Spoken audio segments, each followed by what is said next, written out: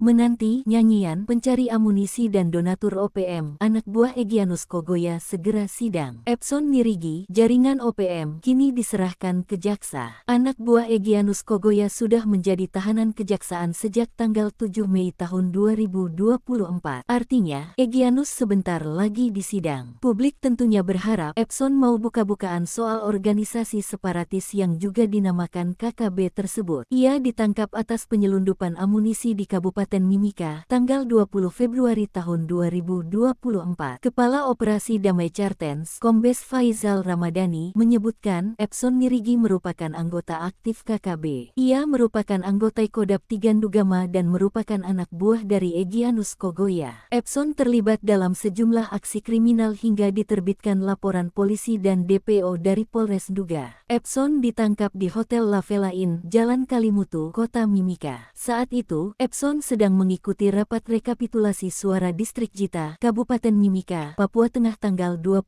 Februari tahun 2024. Setelah itu, aparat keamanan kemudian menangkap Yance Lokbere di Distrik Kenyam, Nduga, Papua Pegunungan pada tanggal 5 April tahun 2024. Dari pendalaman, kemudian diamankan sejumlah senjata api dan ratusan amunisi. Kemudian, polisi dan Satgas Damai Cartens menangkap Kepala Distrik Kenyam berinisial MM karena diduga terkait dengan Epson Nirigi dan Yance Lokbere. Peran MM dalam jaringan tersebut adalah sebagai donatur. Kabar terbaru, Satgas Gakum Operasi Damai Cartens 2024 bersama tim penyidik Satuan Reserse Kriminal Polres Nduga, Papua Pegunungan, melimpahkan Epson Nirigi beserta barang bukti ke Kejaksaan Negeri Wamena. Kasat Reskrim Polres Nduga, Ibtu Jaya Bidakedeng, mengatakan Epson berdomisili di Timika. Adapun peran Epson adalah mencari amunisi. Penangkapan tersangka merupakan rangkaian dari penangkapan Kepala Distrik Kenyam, Nduga, berinisial MM dan penangkapan anggota KKB Yance Lokbere. Terkait rangkaian kasus tersebut, Jaya memastikan masih ada sosok lain yang saat ini diburu polisi dan Satgas.